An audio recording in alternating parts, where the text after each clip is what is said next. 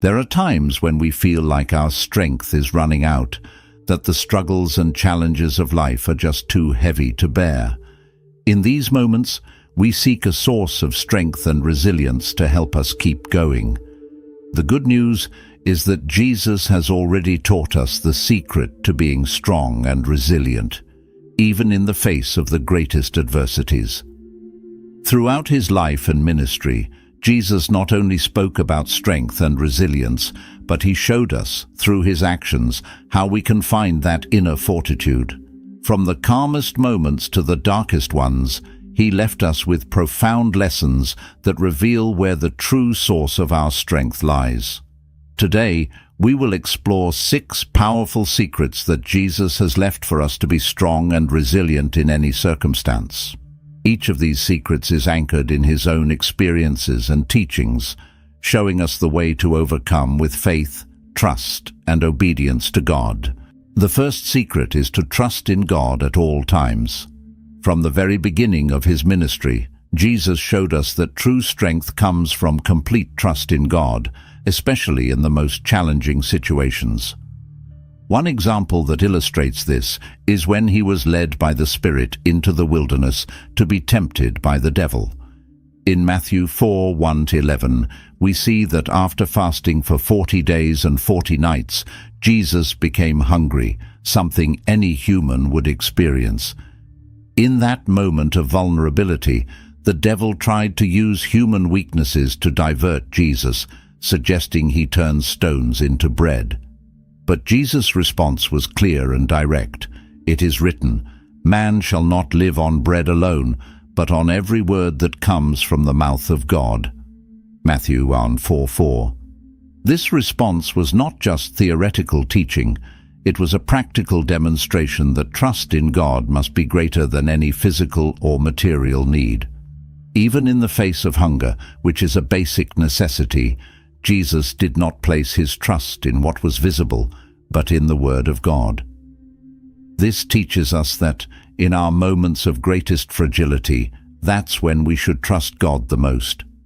When it seems like there is no way out, when the solution is beyond what we can see or control, trusting in God is what strengthens us.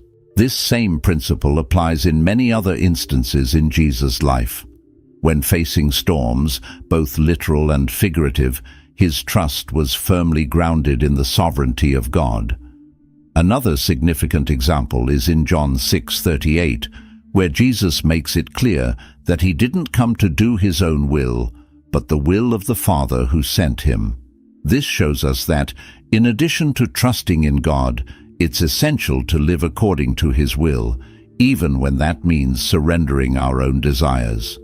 Still in the wilderness, the devil took Jesus to the highest point of the temple and tempted him again, this time suggesting he throw himself down because the angels would save him. Once again, Jesus responded with the word of God.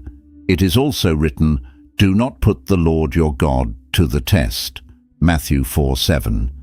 Jesus didn't use his divine power to prove his identity.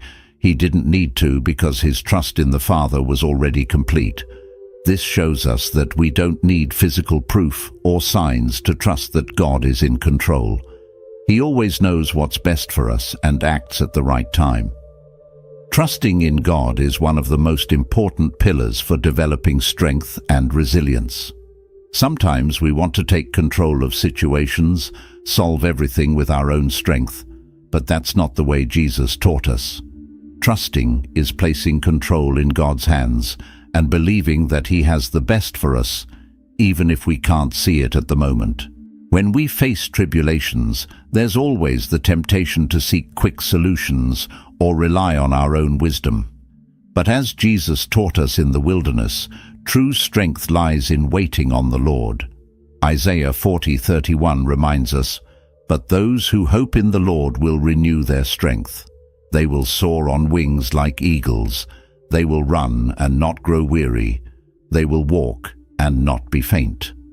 This means that trusting in God gives us renewed strength, a strength that doesn't come from us, but from him. Throughout the Bible, we see examples of people who, even in the midst of their greatest difficulties, trusted in God, and as a result, were strengthened and empowered to face adversity. David, for instance, faced giants not because he was strong in himself, but because he trusted in the God who guided him. In 1 Samuel 17:45, when David confronts Goliath, he declares, "You come against me with sword and spear and javelin, but I come against you in the name of the Lord Almighty, the God of the armies of Israel, whom you have defied." David's confidence wasn't in his abilities or his weapons, but in God, and it was this trust that led him to victory. The same principle applies to our daily lives. When we face giants, whether they are financial problems, illnesses, emotional crises, or other challenges, we must remember that our strength doesn't come from our ability to solve these situations, but from our trust in God. Proverbs 3:5-6 teaches us, "Trust in the Lord with all your heart, and lean not on your own understanding. In all your ways submit to him, and he will make your paths straight." This verse calls us to place all our trust in the Lord in every aspect of our lives, and he will guide us on the right path. Trusting in God also means accepting that we won't always understand everything he does or allows in our lives. There are times when God's ways seem incomprehensible to us, but it's in those moments that trust must be even stronger. Jesus showed us this in various situations. When Lazarus died, many questioned why Jesus hadn't healed him before his death. But Jesus, trusting in God's plan, said in John 11:4, "This sickness will not end in death. No, it is for God's glory, so that God's Son may be glorified through it."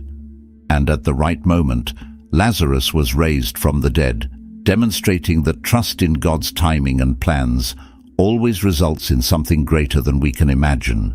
Finally, it's important to remember that trusting in God is a continuous process. It's not something we do once, and it's done.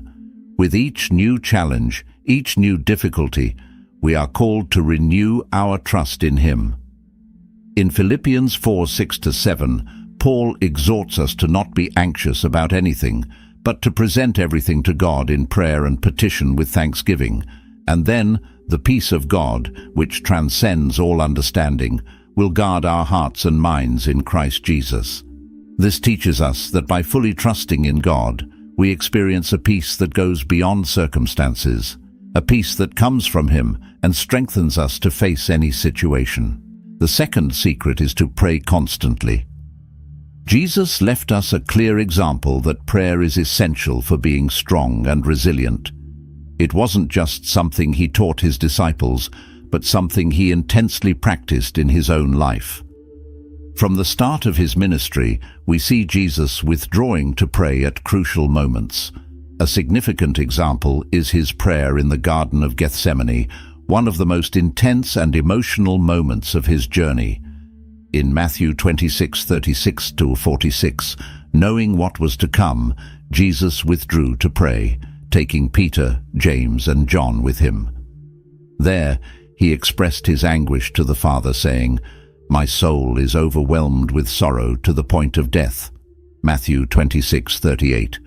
What this moment teaches us is that, in the midst of life's most difficult situations, prayer is what connects us directly to God and strengthens us. Jesus prayed 3 times in that garden, showing that prayer isn't a one-time event, but something continuous. His persistence in prayer reflects the importance of maintaining a constant dialogue with God, especially in moments of anguish and uncertainty. He not only asked the Father to take the cup of suffering from him, if possible, but also surrendered his will, saying, "Yet not as I will, but as you will." Matthew 26:39. This total surrender is an example of how prayer helps us align our hearts with God's will, even when that will involves challenges. This episode in Gethsemane also shows us that prayer is a source of spiritual strength. While Jesus prayed, the disciples with him fell asleep, despite his request for them to keep watch and pray. This shows us that without prayer, It's easy to succumb to fatigue and weakness, but prayer renews us. After praying, Jesus was ready to face what was coming, while his disciples who did not pray were confused and lost when confronted with the situation. Another powerful example of the importance of prayer in Jesus' life is when he spent the night in prayer before choosing his 12 disciples. In Luke 6:12-13, we read that one of those days Jesus went out to a mountainside to pray and spent the night praying to God. When morning came, he called his disciples to him and chose 12 of them. This moment shows that even in important life decisions, Jesus fully trusted the direction the Father would give him through prayer. He didn't make the decision hastily or based on his own wisdom, but sought God's guidance. Just as Jesus taught us, prayer should not be limited to moments of distress, but should be part of our entire lives. The Apostle Paul reminds us of this in 1 Thessalonians 5:17, where he exhorts us to pray without ceasing. This means that our lives should be permeated with an attitude of prayer, a continuous conversation with God. It's not necessary to always be in a specific place or special position to pray. We can pray as we walk, work, and face our daily challenges. Prayer keeps us connected to God, and this connection is what strengthens us and gives us resilience to face trials. At another point in Jesus' life, we see how he often withdrew to pray in solitary places. Luke 5:16 records that Jesus often withdrew to lonely places and prayed. This habit of seeking solitude to be alone with the Father shows that prayer is also a moment of personal renewal and strengthening. Even in the midst of his intense mission, surrounded by crowds and many people needing his help, Jesus always found time to withdraw and pray. This teaches us that in the midst of our responsibilities and daily activities, it's essential to set aside moments of quiet to pray, reflect, and listen to God's voice. Prayer not only strengthens us, but also gives us clarity and discernment.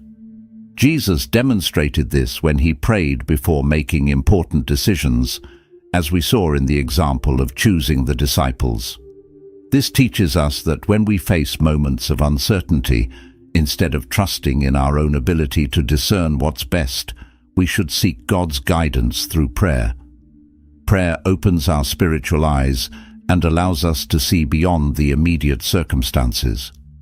Another significant moment in Jesus' life related to prayer is in Luke 11:1, when one of the disciples, after seeing him pray, asked, "Lord, teach us to pray, just as John taught his disciples."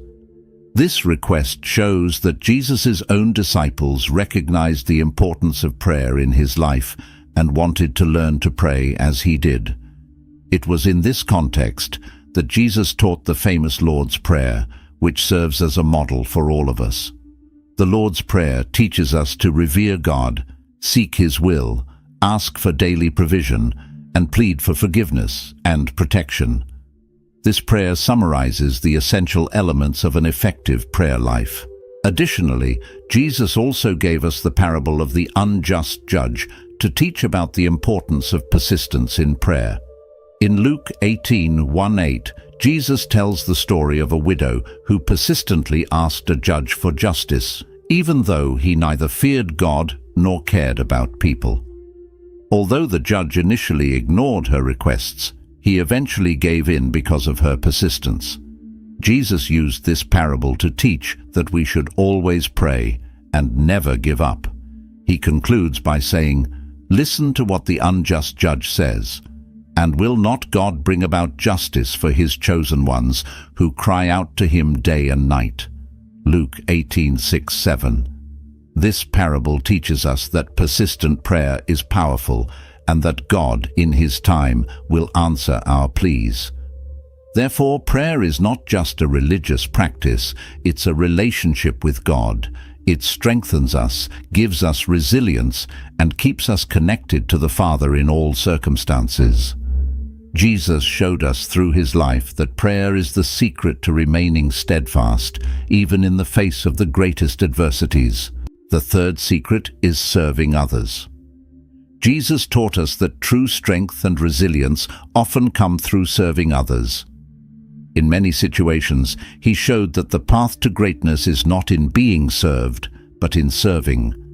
A clear example of this attitude from Jesus is when he washed his disciples' feet. In John 13:1-17, during the Last Supper, Jesus did something that surprised everyone. He, the Master and Lord, got up, took a towel, knelt before his disciples, and began washing their feet. Peter initially refused because he didn't understand why Jesus himself was doing such a humble task. However, Jesus explained the importance of that act. In John 13:14-15, Jesus said, "Now that I, your Lord and teacher, have washed your feet, you also should wash one another's feet. I have set you an example that you should do as I have done for you."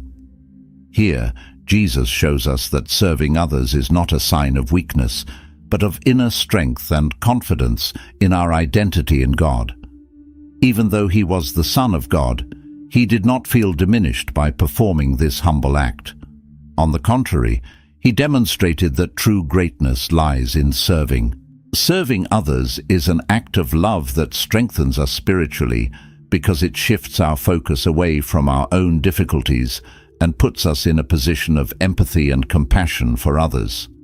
In Mark 10:45, Jesus stated, "For even the Son of Man did not come to be served, but to serve, and to give his life as a ransom for many." This verse highlights that Jesus' mission from the very beginning was marked by service. He did not seek status, recognition, or comfort, but dedicated his life for the good of others. Moreover, serving teaches us to develop resilience that goes beyond ourselves. When we focus on helping someone, we find strength even when we feel weak. This is because, by attending to others' needs, we are renewed through the very act of giving. The Apostle Paul reminds us of this in Galatians 6:9-10, where he writes, "Let us not become weary in doing good, for at the proper time we will reap a harvest if we do not give up. Therefore, as we have opportunity, let us do good to all people, especially to those who belong to the family of believers." Jesus himself, on various occasions, demonstrated that service is a way to fulfill God's purpose on earth. When he fed the crowd of 5,000 people with 5 loaves of bread and 2 fish, as narrated in Matthew 14:13-21, he not only performed a miracle, but also taught us the power of serving the needs of others, even when resources seem limited. Jesus could have sent the crowd away, but he chose to serve, trusting that God would provide what was needed to feed everyone present. Another important point is that serving others helps us develop humility. In Philippians 2:3-4, Paul urges us, "Do nothing out of selfish ambition or vain conceit. Rather, in humility, value others above yourselves, not looking to your own interests, but each of you to the interests of the others." By serving, we learn to prioritize the needs of others above our own, and this strengthens us emotionally and spiritually because our lives begin to reflect Christ's love in a practical way. Jesus also left us the example that service should be done without expecting anything in return. In Luke 6:35, he teaches us to love our enemies and do good without expecting anything back. This is resilience in its purest form, continuing to do good even when there is no recognition or immediate reward. This attitude strengthens us internally because it frees us from the need for approval and validation from others, focusing solely on pleasing God. Service also prepares us to face life's adversities with greater courage. When we are accustomed to putting ourselves at others' disposal, we practice an act of surrender. In Matthew 25:35-40, Jesus teaches us that by feeding the hungry, giving drink to the thirsty, welcoming strangers, and clothing the needy, we are actually serving Christ himself. He said, "Truly I tell you, whatever you did for one of the least of these brothers and sisters of mine, you did for me." Matthew 25:40. This shows us that serving others is also a way to deeply connect with Jesus, strengthening our spirit and our faith. When Jesus called his disciples, he invited them to a life of service. In Matthew 20:26-28, he said, "Whoever wants to become great among you must be your servant, and whoever wants to be first must be your slave. Just as the Son of Man did not come to be served, but to serve, and to give his life as a ransom for many." Jesus makes it clear that the path to true greatness lies in service. By living out this principle, we find a source of strength that the world cannot offer. This strength does not come from recognition or power, but from the simple act of blessing others. Furthermore, serving helps us develop a long-term vision. By investing our time and energy to help others, we are planting seeds that we may not see the fruits of immediately. But Jesus reminds us that sincere service will always be rewarded by God.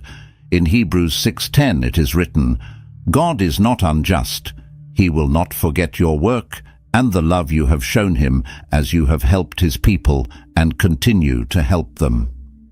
This gives us the assurance that our effort to serve is not in vain, and that God, in his time, will bring the reward. Therefore, serving others is one of the most powerful ways to be strong and resilient in life. It shifts us from a stance of self-protection and teaches us to live selflessly, just as Jesus did. Through service, we find purpose, spiritual growth, and the strength to face the challenges that come our way. The fourth secret is